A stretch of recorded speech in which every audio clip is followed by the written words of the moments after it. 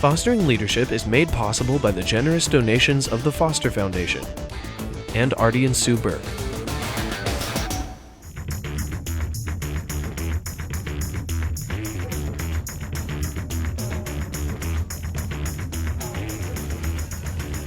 Hi, I'm Nick Perleros, your host for Fostering Leadership. I'm standing in the seismology lab on the University of Washington campus. Their mission? To monitor earthquakes throughout the Pacific Northwest region. This week we'll be looking at a different kind of earthquake as we tackle one of the biggest challenges of leadership, change.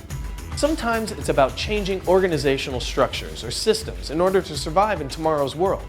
Sometimes the ground will shake from rapid or uncontrolled growth and will put a company in peril. And sometimes the ground has already shaken and you're in the midst of chaos. We'll share stories about the rise of new media, the ups and downs of real estate, managing the rapid growth of a small business, and international commerce and safety. Okay, let's get started. This week we asked folks, how do you prepare for the inevitable ground shaking? You better love what you're doing because it's about to get very hard. The most important thing is to look at it from the standpoint of what are the core values. To manage successfully in times of change, people have to be comfortable with ambiguity. And that isn't easy for everyone. I think a leader that is aware of their surroundings, what's going on, what's happening in the world, what are the big influences, is the one that is best prepared to think about change. You can't ever develop such hubris that you think that you can't be touched. We seek input. We ask opinions of the experts as well as those who might have more of a consumer point of view on it, and then we make a decision because we have to. We try and anticipate these so that in a proactive way, so that ultimately when you have to react, we've gone through these scenarios already. It becomes a lot easier.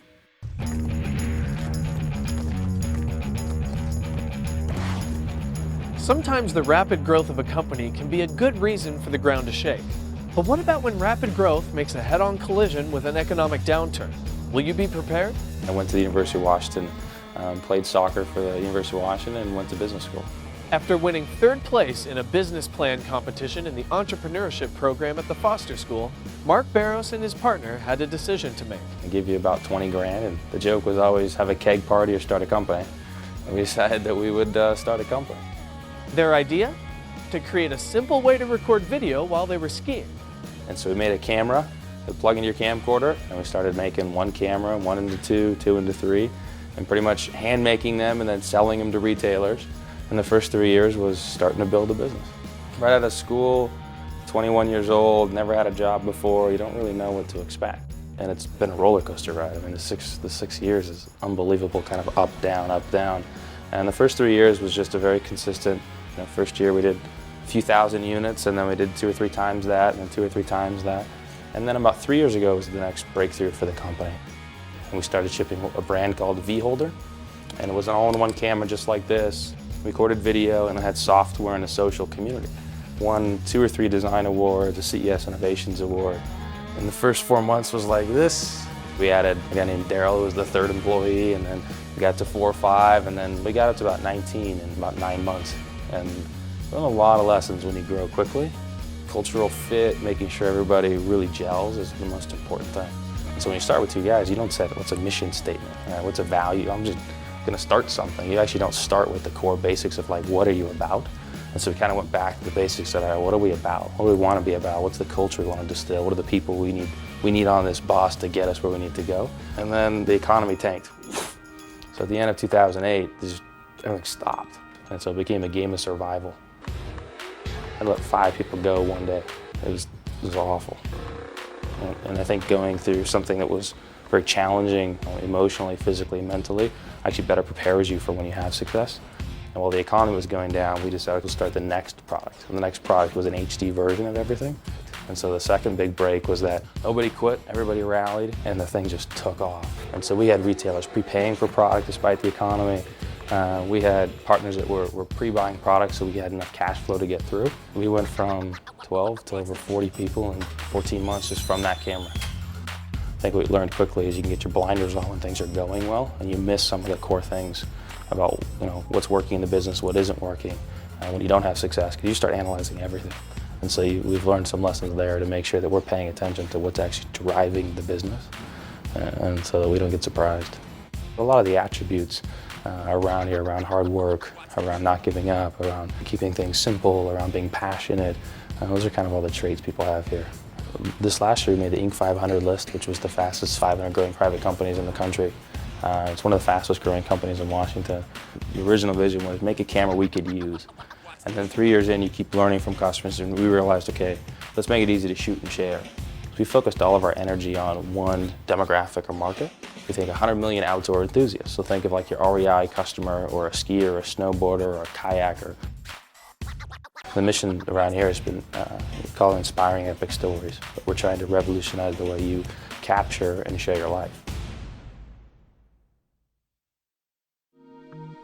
The nature of business, any business, is cyclical.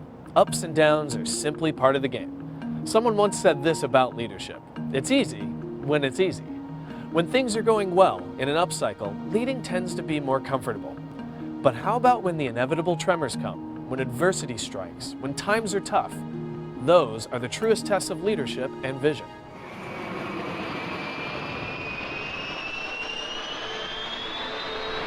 The years immediately following World War II were not kind to the Boeing Company. With the military canceling bomber orders, the company laid off 70,000 workers and shuttered many of its plants. The future was completely unknown, as was the company's leadership. Boeing President Philip Johnson had died in 1944. The search for a successor started with the company's senior engineers, but none was deemed to have broad enough experience to assume the helm. So the search turned to William Allen, the company's corporate counsel. Bill Allen was extremely confident in the law and his practice of it, but running the entire company? He felt ill-suited, but as a company man, and despite his own misgivings, he agreed to take the reins. The destination, however, was not completely clear. Boeing's production was at a virtual standstill. Slowly at first, then with greater assuredness, Bill Allen calmed the post-war upheaval at Boeing. As president from 1945 to 68, he guided the company and the airline industry as a whole from the days of prop planes to the jet age. Recognizing diversification was key. Allen pushed Boeing into the design and manufacture of spacecraft and defense systems as well as airliners. Under his leadership, the company developed the Boeing 727, the workhorse 737, and the revolutionary 747. William Allen became known as the man who made Boeing. Not bad for a career attorney who had been reluctant to assume the mantle of leadership during tough times. Paths open for the future are paths of opportunity for the aggressive, capable company in the aerospace field. The years ahead promise to be at least as challenging and revolutionary as those through which we have come. William Allen.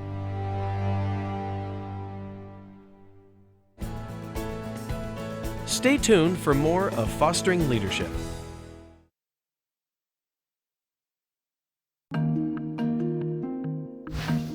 From one attorney's story to another, our next segment takes us to downtown Seattle, where we look at the hard-hit real estate industry through the lens of attorney Judith Runstad. Judy has been involved in real estate development since joining the law firm of Foster Pepper in 1974. Real estate is not unlike other businesses where you have to plan for cycles. You can't just assume that things will always go up, up, and up. From office buildings in downtown Seattle to shopping centers, from apartment complexes to marinas to Quest Field, Judy Runstad has seen it all. It's constantly challenging, constantly changing, and the real estate development cycle is truly volcanic. It can go up or down really fast and very explosively.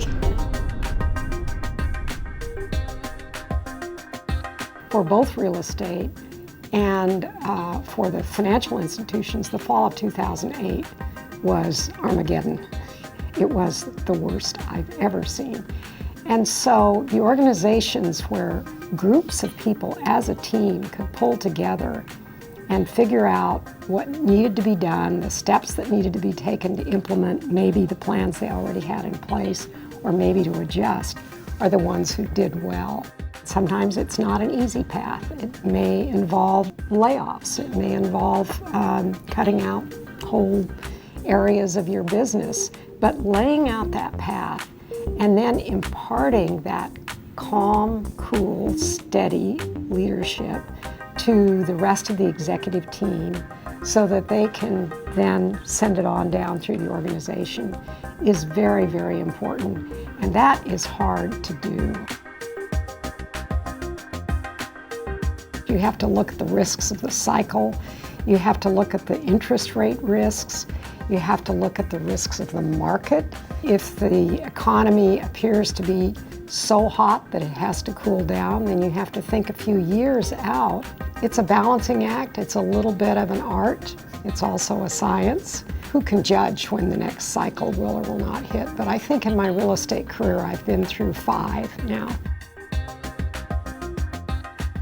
You can't plan for every risk. There are some unexpected things that happen that just knock you right off your feet. If you've planned as much as you can to minimize the risks that you know about, and you've built a solid foundation of people, of infrastructure, you then can deal with when the earth shakes under your feet. It's very difficult if, however, you've been riding the good times to the point where you haven't anticipated what you need to do, or you haven't cultivated good leadership within your firm. The most defining characteristics of great leaders to me are those who are unafraid to recruit great leaders around them, those who work in a team environment.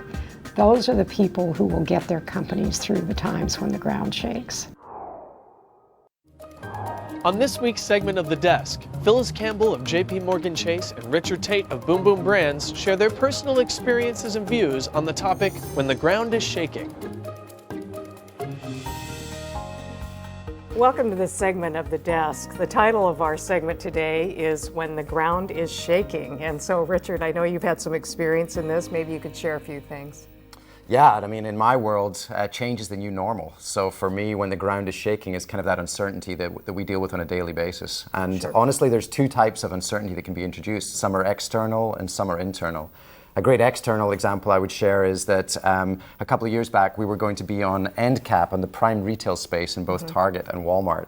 And there was the threat of a port strike that was going to happen at the holiday season. And we didn't anticipate that. We just kept going ahead and manufactured the games, and ultimately had to, the port strike hit, and we had to fly the product in at extreme expense to deliver on the expectations of those retailers. I mean, honestly, couldn't you have anticipated that a little more? We could, yeah. So I think that's a great learning of how, when the ground is shaking, how do you be in the anticipation business versus the reaction business, because the reaction business is expensive.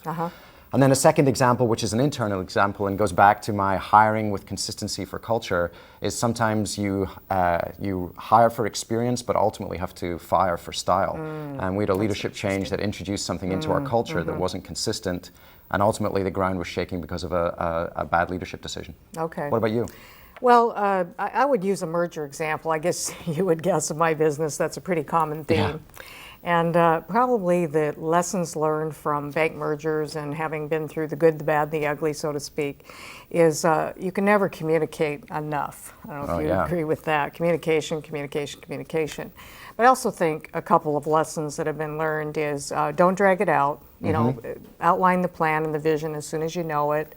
Be somewhat quick, or as quick as you can with it, and then I think be fair with people. So those are all difficult things to do, and in the WAMU to Chase merger, when we went through that in the last 24 months, I think we learned a lot about that, and certainly learned a lot about resistance to change, but in many cases that people really do want to come along. So it was really a good lesson. I don't know if you have any similar experiences. Kind of similar with respect to communication. We grew incredibly quickly as a company, and frankly grew ahead of the economic reality for our business. And so we had to go through some layoffs. And for a familial culture like ours was, going through that process really was incredibly hard. You don't have a burning platform. Right. And so that resulted in the need for a lot of communication as a leader and being transparent with people about where we stood and going quickly. So I think the learnings from the desk on this particular topic, when the ground is shaking, is be aware of internal and external factors that can affect your platform, over-communicate, be transparent, with your employees and your partners.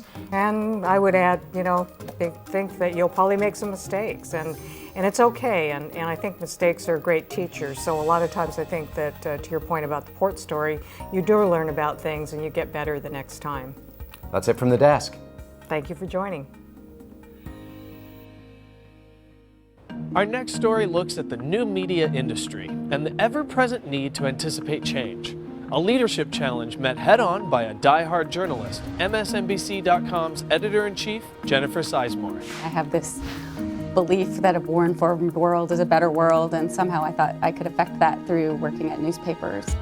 When I worked at the Seattle PI about a decade ago, we had a project where the publisher asked me to go off edition, go off daily for nearly a year, hand-pick a team from the newsroom, and reinvent what newspapers should be.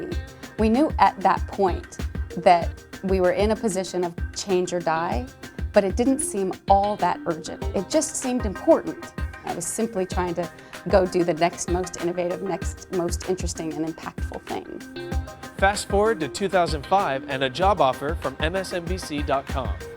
I was so intrigued by the challenge of the job and the opportunities of the platform that I took the leap. And almost as I took the leap, newspapers started to close around the country. And coming to a national news website where you're serving 50 million unique visitors every month is a very different idea. And I wasn't sure I would be able to get my arms around the community immediately. Right after I started here, Hurricane Katrina happened. And we decided to embed a team of reporters and multimedia producers in Mississippi where there really weren't much media. We stayed there for a year and chronicled the recovery.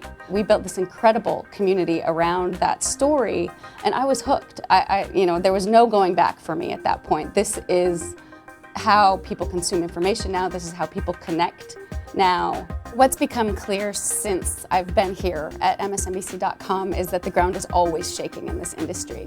People are just consuming information differently as there are new ways to consume it. And that constantly is changing our business model. Doing a 3-year plan is almost ridiculous in this industry because we simply don't even know what technology might impact how we produce our product, deliver it, reach our consumers, sell our advertising. We're always building on what we know and what we can do and our best practices and trying to then anticipate in steps, because you have to place several bets because you don't know which way things are going to go, and you'd be crazy to only be one place. What we're trying to do, certainly with our editorial staff right now, is give them something tactical to do. If we don't know exactly what's coming, then let's do what we know how to do really well, keep our eyes open, and make it okay to fail.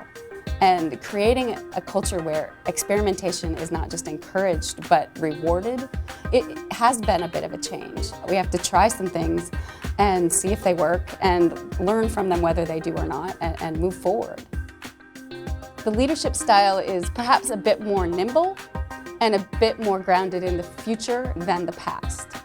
The qualities for leadership in the fast-moving industry is that you have an open mind, that you know that the possibilities are endless and God only knows what's going to happen tomorrow.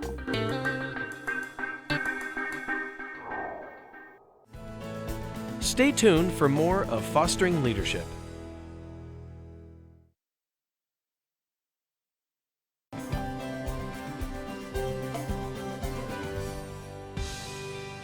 Next up, Pay It Forward, another mentorship story from the Foster School of Business. Bethany Harvey came to the MBA program with an eclectic background in arts and finance, looking to move her career to the next level. In her second year, she teamed up with mentor Kurt Zumwalt, the assistant treasurer of a little local company called Amazon.com. And so your background I find fascinating because you want to try to integrate the finance element, but as well as the nonprofit arts elements as well. And so that's a different mix that's somewhat unique amongst various UW students that I've met with. Amazon is such an interesting company, and the treasury background, having worked in investments and that connection as well, made sense for me too. One of the most important professional experiences that I had was when I was at a company called Wind River Systems.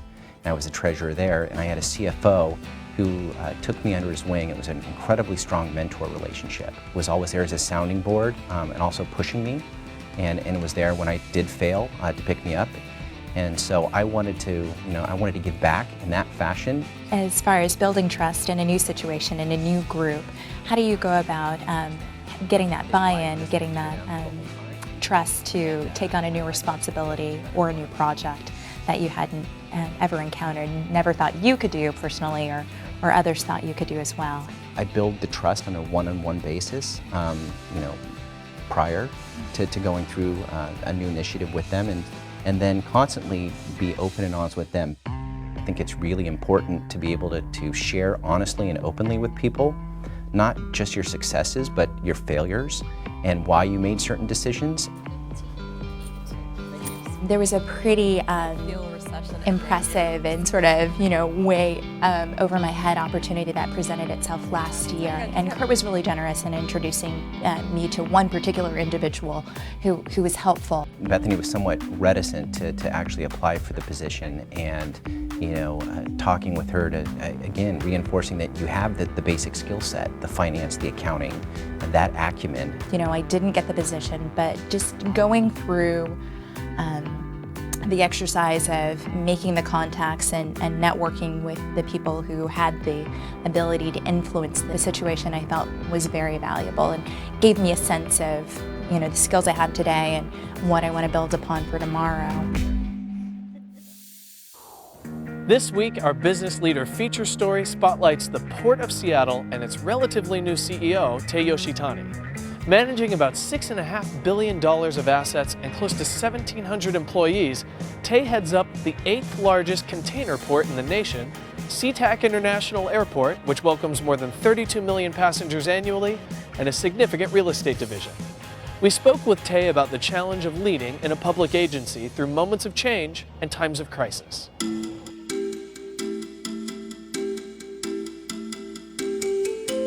I think it's particularly important for a public agency such as us that when there is an issue or a crisis, one of the first things that you have to think about is how do you message it and how do you make sure that you communicate it in a way that is really transparent. As a leader and as an organization, you have to try to anticipate the changes that are coming down the road. But you can never be totally accurate on what those changes are going to be. You don't know what the competition is going to do, as an example, but you've got to anticipate as much as possible. And I think beyond that, you have to be prepared to be flexible and to read the tea leaves, if you will, and sort of understand what really is happening so that you can, put a strategy and action plan together which addresses that. If you stack up all of the issues, safety and security are right up there at the very top. That's something that is expected of us, and rightfully so. There's always something happening, whether it's a plane that has problems at SeaTac or some security issue on the seaport side or whatever. The way to prepare for that is to make sure I have the very best team possible in place. I think that's my biggest responsibility, is to put the best team possible and to make sure that they're working very well together. A leader, I think, really has a responsibility to try to simplify things so that the decision making can be rational and that it can be explained. About a year after I got here, we had a state audit, a performance audit. It turned out to be a transformative event. It really required us to really look at ourselves thoroughly, look at ways that we had to change the way we had been conducting business for years. Today, as we look at ourselves, we have reorganized, we've changed policies, we've changed procedures. We've just changed the way we conduct business in a much more transparent and accountable way. One of the first things that I did when I got here to this port was to basically make a statement. We wanted to be the cleanest, greenest, and the most energy efficient port in the country. I think that's one of the things that's causing the ground to shake, if you will. Those companies and those organizations that try to get ahead of the game as much as possible are going to be better off in the future. Those that don't pay attention, I think, are going to be in a very bad position in the years. So can we do more? Absolutely. You know, there is no end to, there is no there to this. It's a continuing journey, but I feel very good about where we are. Okay, it's time now for our quiz. Let's find out what you've learned and what you think you know. There is a considerable amount of evidence to indicate that many organizations fail and go out of business not because of too few customers, but because the leadership has allowed the firm to take on too many customers. True or false? When the ground is shaking, employees will typically look to leaders to be very directive and even authoritarian. True or false? Most leaders of startups eventually learn that the process of defining core organizational principles and values really should not commence until all key personnel needed for achieving the objectives in the business plan are hired. True or false? Go to our website, take our quiz, and see how you do. Each week we'll have a new quiz on leadership based on the theme of our show.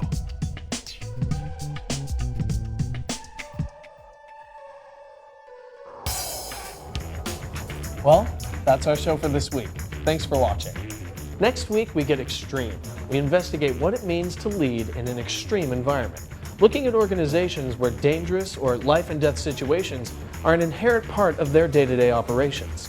What are the lessons we can learn from organizations that are most prepared for persistent disruption, change, or conflict? Our stories of extreme leadership include the challenges of crab fishing in Alaska, the world of aviation safety, a closer look at healthcare, the dangers of firefighting, and the practice of leadership in the Army. All these stories and more when we see you next week for Fostering Leadership. Fostering Leadership was made possible by the generous donations of the Foster Foundation and Artie and Sue Burke. To find out more about Fostering Leadership, go to our website, uwtv.org/fosteringleadership.